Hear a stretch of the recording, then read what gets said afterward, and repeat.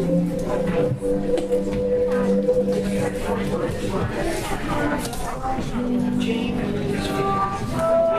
you very much, folks. If you take your seats, we'll get started with the Q&A. Please welcome back to the director of the film, Nancy Schwartzman. Nancy, please join us. Please welcome Anurima Bhargava. Thank you.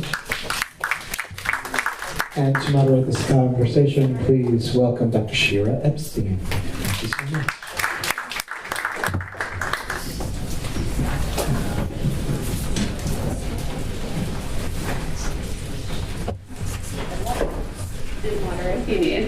Thank you so much for staying around for what I know will be a really important conversation.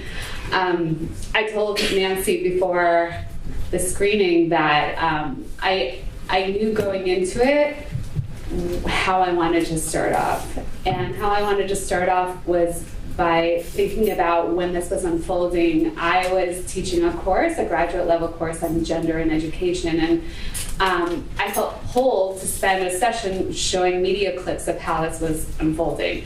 And I didn't know what the conversation would be in my class, but I knew that it was important. So I wanted to start off by asking, there's so many sides to this story that you could tell, which screams that it's still up there. And there are so many stories you can tell as a filmmaker, why this story? And I guess to build that out, what is it about this story that needs to be told? For me, I've been working in the space of gender-based violence for about 15 years, and that's also how I know Anurima. We've both been kind of like in the trenches in terms of where is this conversation going, what are the things we need to talk about in some ways to enact change. And what I found so fascinating about the Steubenville story was really this opportunity to actually get to look at perpetrators and bystanders. So for so long, we've been scrutinizing victims. We've been, now we have awareness, like you don't ask what someone was wearing. Like we're sort of there in 2019. But how are these crimes enacted? How are they planned in advance? How do boys and men talk about them, right? So initially I was researching, trying to do a story on perpetrators and looking into prison and archives of interviews and stuff like that. And then I thought, well, where am I going to find, how can I hear people talking? I also don't want the hardened criminal, right? When you're in prison, generally you've committed 10 to 12 assaults at that point. So where do we find teenagers? Like people who are all recognizable to us. I mean, the Steubenville, obviously my high school didn't have a football team. I'm not from the Rust Belt, but that behavior is really familiar to me. The girls I chose to put in the film are similar to classmates of mine. So everything was very recognizable. So I think, what drew me to this story was an opportunity to really look at closely and carefully the language of perpetrators because it was all on social media. I'm also a technologist and do a lot of work in new media space. And so really how the two fit together in this story was really important. And we can talk more later, but I spent years going back and forth and really digging around. But I think what initially drew me was the public nature of it, the language, the opportunity to actually shift our focus off of the victim and onto the behavior, and then meeting Alexandria Goddard, who opened a big door for me. So I agree with Nancy. This is a story, and there's so many reasons it should be told. In addition to really thinking about, in addition to thinking about perpetrators and bystanders, this is a story about community. It's a story about community trauma, and it's a story really about community accountability and what a community says to itself about who's valued within the community and how how perceptions of what it is that is heroic or celebrated within a community can cover up not just for a family, not just for a particular group of young students, but an entire community, and how they actually handle some of that. And then I think in some ways it is it is a story about who stands up, right? Who comes in the breach, and stands for a set of values and the way in which we should treat one another. And for me, when I watched it, I mean, so when I watched the film, it was many years after I had been introduced to Steubenville, because I was at the Justice Department, and this was a complaint that came, a number of complaints came into us about Steubenville. And so what's interesting to me about it as well is how we think about our perceptions of race and of class. Who's a good kid, right? If you look at Sean, who's in the, Sean is one of the students who talks a lot about what would have happened if he had stayed with his friend all night and kept him out of trouble, right? But you look at him and he's not the guy you might have thought who would have done that, right? And so how do we think about who we think is a good kid, and the ones who are privileged or who go to Ivy League colleges or are justices on the Supreme Court, and who's a good kid, right? And so I'm putting it out there, right? Which is these are the ways in which we think about perceptions, and we need to think about how some of that plays out at a much younger age. And so that's why I think it's also very powerful to have this film as a tool to be able to actually watch it real time and to not be able to deny the ways in which some of it's played out. Thank you so much for, I was going to bring up this. I don't think anyone, no matter what one's beliefs are, can't help but think about the Supreme Court hearings, right? Clearly this also took place before Me Too. So I was thinking about both of these things as I was watching it. And thinking about, as you referred to, who's positioned as a good kid in this film, I think one of the other things that was so highlighted through the story is the ways that we think about the choices, that the way it's talked about the choices that the victim made. In other words, there was a lot of language around, well, maybe she wore something. We've heard that trope over and over again. She chose to go in the car. She chose not to be with her friends. But when it came to the accused, it was, well, this other trope of they're good and they didn't know and they didn't cross. So I'm wondering if you can talk a little bit about how this film helps us to talk about, and of course consent was talked about a lot in the film too, helps us to talk about the ways those stories are told. Yeah, I mean, so with the investigation and the pieces we decided to include in the film, I spent a lot of time in Steubenville, nice Jewish girl, sneaking over state lines, trying to not share my last name as being Schwartzman, and spending time and getting people to talk to me. There was so much investment in this community to minimize what happened. Well, it wasn't that bad. It was only this. It was only this kind of rape, not that kind of rape. And of course, shaming the victim for being a 15 or 16-year-old girl, behaving like everyone does on social media. What I really wanted to show was that it wasn't just two young men, it was 5 or 6. They're literally a room, and there's a girl in the room who's incapacitated on the floor. Now those 3 boys who I talked and showed you are eyewitnesses, and those are the good kids who get the pass. They're all, good students. Oh, well, he was just in the room. I didn't want anyone from that town to walk out of this film and say, what happened in Steubenville is acceptable. And everyone in town is so invested in telling me it's not a big deal. And I don't think any parent wants their child stepping over an incapacitated girl or taking a photograph of a sexual assault and not doing anything about it.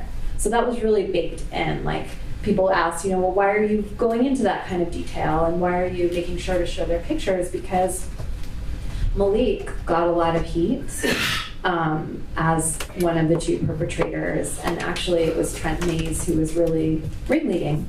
And actually, Trent Mays is someone who is a serial offender.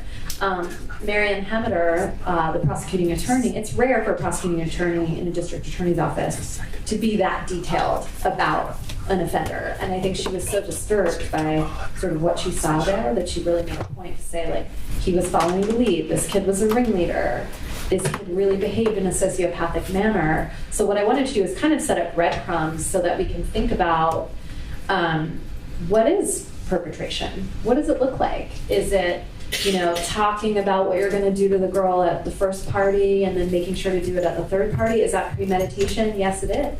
Right? And we think of a premeditated crime as some like vast conspiracy, but it's actually like, texting about it beforehand before you do it, or securing possible date rape drugs to do it, right? So these aren't accidents. So what we've heard over the years around sexual assault is like, oh, it's a crime of opportunity.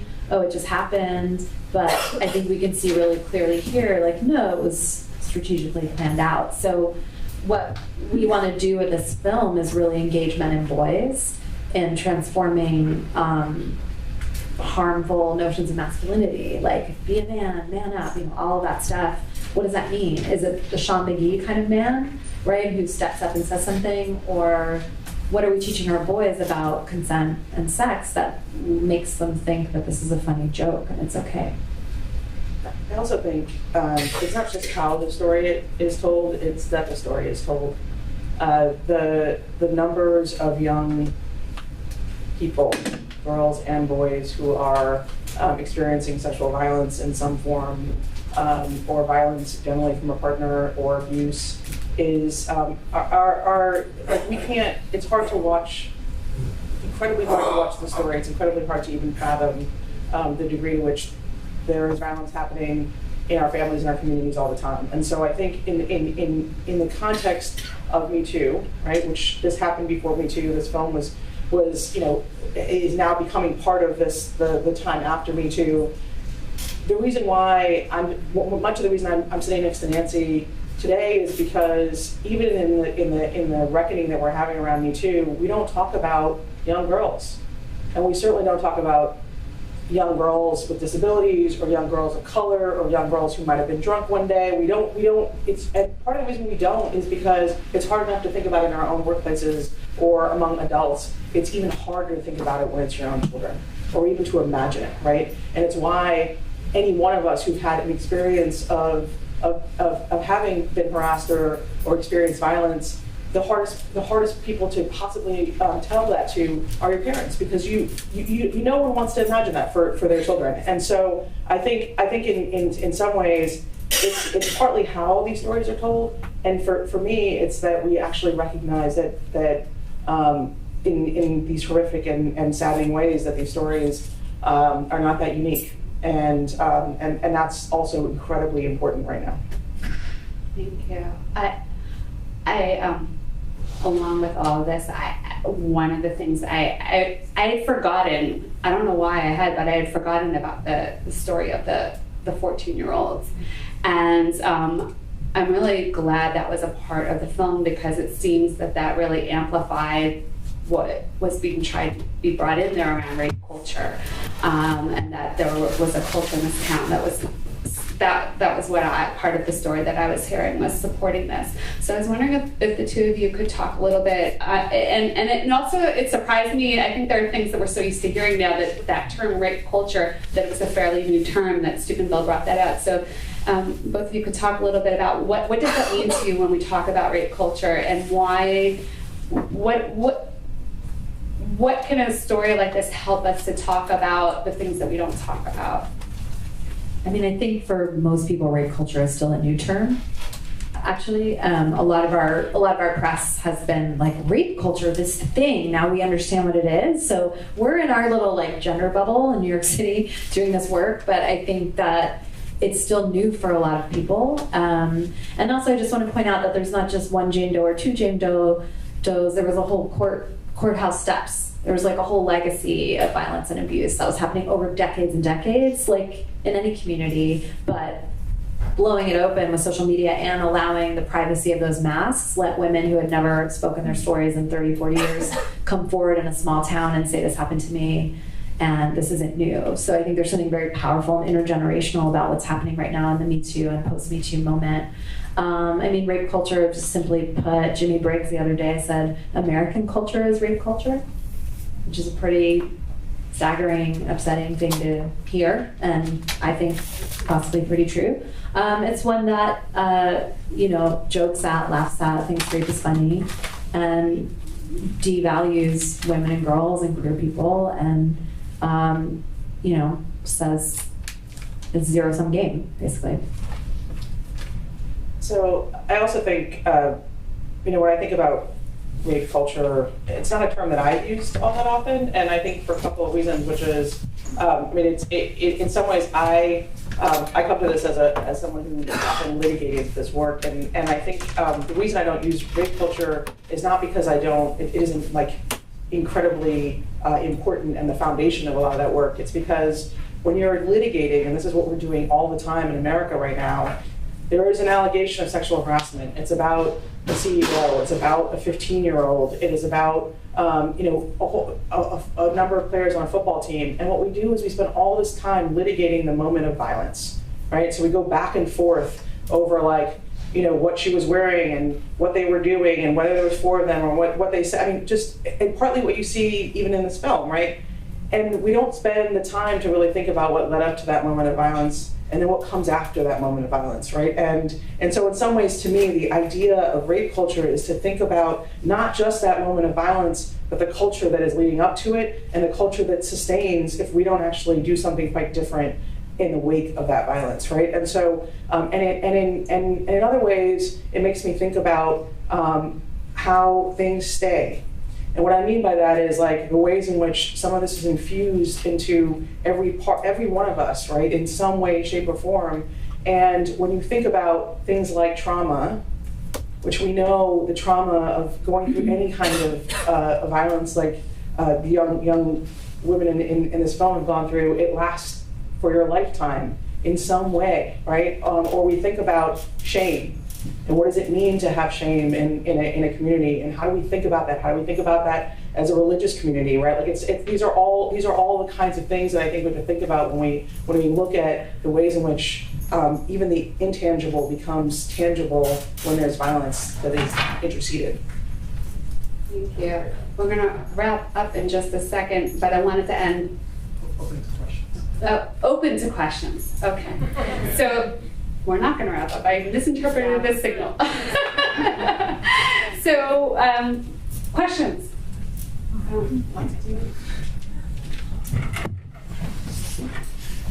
What happened to the boys now and the victim now?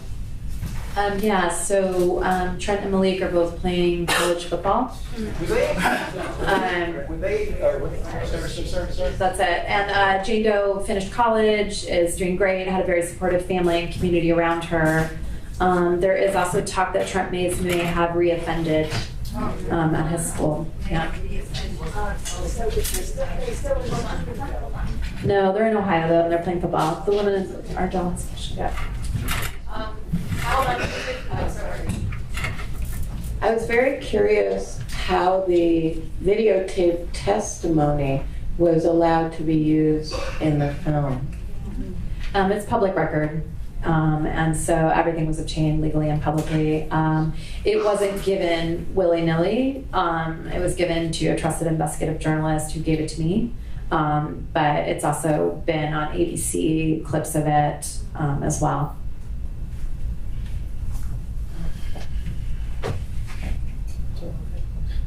Guys, sorry, you're super well spoken about this, and it's really, I'm learning a lot from you guys. This is a really micro point of view, and I was just wondering if you could briefly muse on the macro, what makes it that these 16, 17-year-old boys want to do something like this. So, I was just saying, the two gentlemen next to you, do you want to just go down the row and then we can try and answer together? Is that?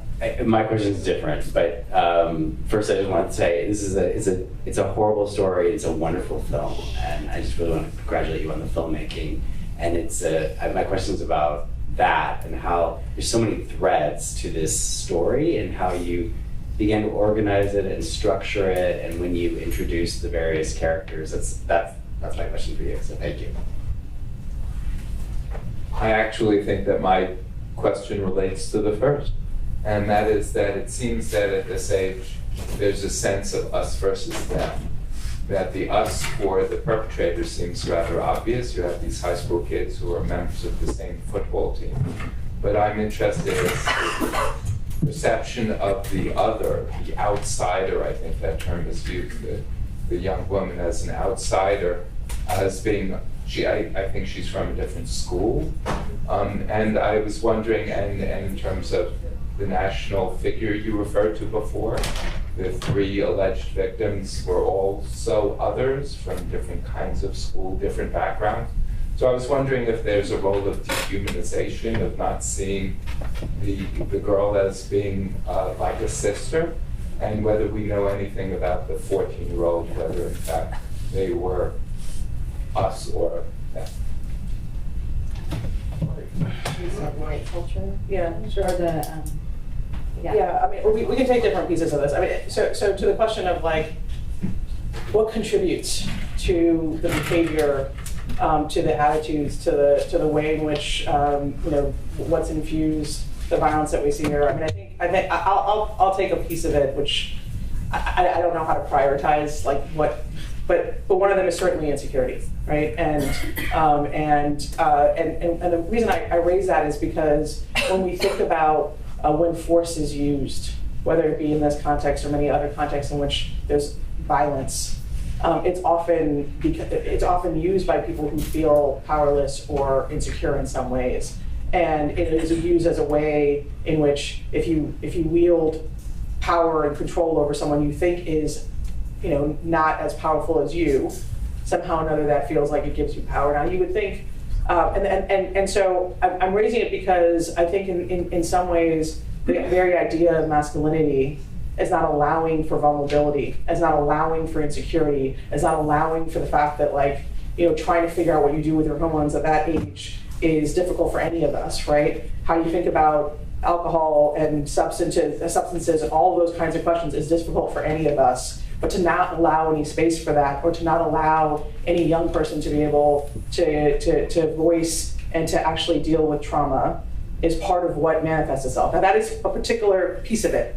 So just piggybacking in this very concrete example, which is nice and easy to look at, it's like concentric circles, right? So you have teenagers.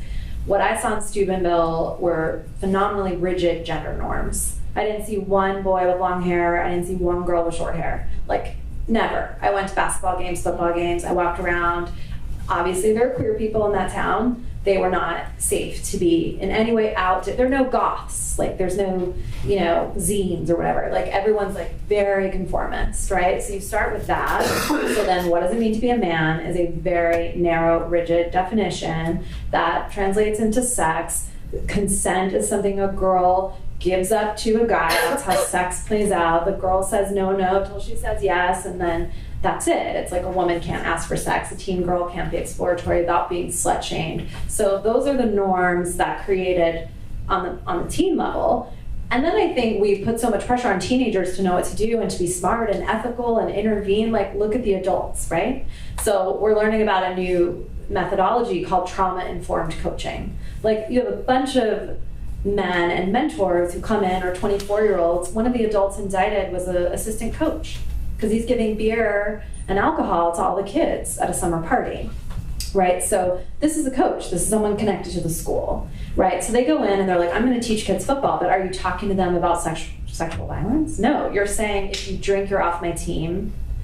And that's it. It's like, no, every coach moving forward, and we're going to do our damnedest to make sure, knows what consent is, knows what the definition of rape is, has policies that say if you're a player on my team, you don't drink and you do not abuse women and you don't bully, and that's it. Like, it's behavioral change. So the school in this, so we have kids who are stuck in these rigid gender norms of masculinity. Then you have the adults in their lives, like the radio DJ, not modeling, you know, really saying terrible things about a teenage girl. It's a very Catholic town. There are no women in leadership anywhere. Not that women are always feminists and aren't signing away our rights in Alabama, et cetera, right? But there are no women in city council. So when the superintendent says protocol was followed, like, who wrote that protocol and who is it for, right? So there's just zero representation. So it's really becoming this tight pressure cooker of a pretty dangerous situation for the kids and the adults, and it's all being upheld. So I think that's context, right? Also, there's no women on a football field, and you can see how big that stadium is. You can see how well funded it is compared to the rest of the town, and that's all for half the population. So it creates, and then we can talk about porn, but we won't. But like, if we don't have sex education in schools, which we don't, every kid has access to the internet. So where they're learning dehumanization, a lot of it is coming from, that. And certainly predators and predatory behavior is about finding who's the most vulnerable in the room. And that's what the prosecuting attorney said. Jane Doe was the most vulnerable in the room because she was new, she didn't have friends. She had one girlfriend that would sort of help, but it wasn't her closest friend. So the 14-year-old was new in school as well. So they know what they're doing, right? It's not a crime of opportunity. It is about othering and being strategic about how you isolate someone and take them out of a safe space. But I want to say one quick thing about the, I don't know, othering can mean lots of different things. And so someone can be precisely just like your sister, right? And still be the person that you decide to commit some violent act against them. So I want to be careful about suggesting that like there's some rhyme or reason around who ends up being the target. I think a lot of it is like what you think you get away with. And what people allow you to get away with, and whether or not, you have not just the opportunity, but you're in a situation where someone, maybe the new person, maybe the person who doesn't know quite, how everything operates, right? So there's just a lot that goes into that. I do also think that like silence, part of what we're seeing is silence being consent. And what I mean by that is when people don't actually talk about what's going on, or when there's no one intervening when you make a comment, there's this idea that this starts becoming something that's okay, right? And it's normed as okay. And that's a lot of what's really difficult about the way in which we engage with young people, right? Which is we often don't want to talk about a lot of this, and so they come to their own conclusions about what's okay because they hear silence otherwise. And so that's another way in which like some of the questions of like who and how and who you value and how you engage is something that we need to talk about. And I know we kind of didn't really get to your question in the middle, but I forgot. We're going to get to one last question. And I want to add on to that I was thinking about all this because I do a lot of work thinking about things like what we don't talk about in schools. And it really struck me, the football coach, that line in there around like, well, I don't remember how it would exactly say, but like, I didn't agree to it, they didn't agree to it, or she didn't agree to it, but we need another word for rape, right? Like, so not being able to acknowledge that it's rape. And then there was a parent who was an older man who was walking down the stairs towards the beginning and saying, well, it was different in my day. Like, oh, you get a slap on the wrist, but you wouldn't really get in trouble. So I want to really amplify what both of you are saying around, like, what are the things we do say as grown-ups to kids, and what are the things that we don't say? And it seems to me that this film is about both of those things, the things that we do say and the things that we don't say, but they learn anyway through what we don't say. A last question.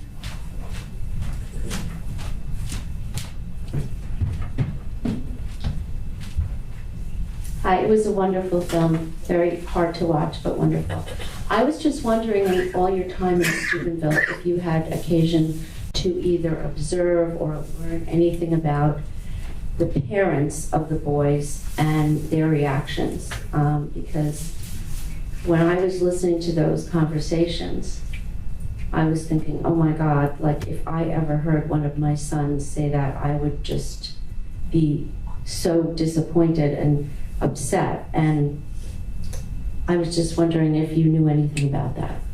Yeah, the investigative journalist Rachel DeSalle from The Plain Dealer sat in on a lot of the trials and watched when they read text messages out loud. So you have these boys, Evan Westlake, the boys who weren't prosecuted, but the other kids I show, Anthony Craig, Mark Cole. So they're reading the text messages, and the parents were just horrified. But you know, we met a lot of parents, and a lot wouldn't speak with us. A lot of moms defending their sons, quite a bit. a lot of drinking condoned by parents, and that was not unusual in my high school either. Parents are away, you have the party. My parents would have kicked my ass if we did that at our house. Right, I had a very strict, if I let a girlfriend of mine go home, or there were parents at party B. Yeah, this is pretty horrifying. There were parents at party B where Jane Doe was carried out. They didn't know her. They said, okay, whoever's not sleeping over, get out. No one drive drunk. They always care about that, right? Jane Doe was sick outside, and that mother and father did not go outside and make sure that someone called her family, got her home safely. She was sick outside? Yeah, they knew there was a girl who was drunk.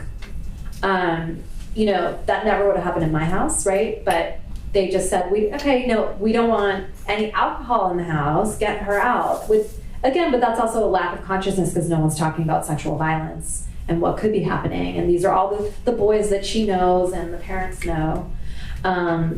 So I know that Mark Cole at Party C, his family was horrified, obviously, that an assault took place. But I think there's a lot of victim blaming because it's okay, my kids made a mistake, but my kids are good kids. And it's kind of back to that dichotomy of my kids are good and she must have done something But wrong.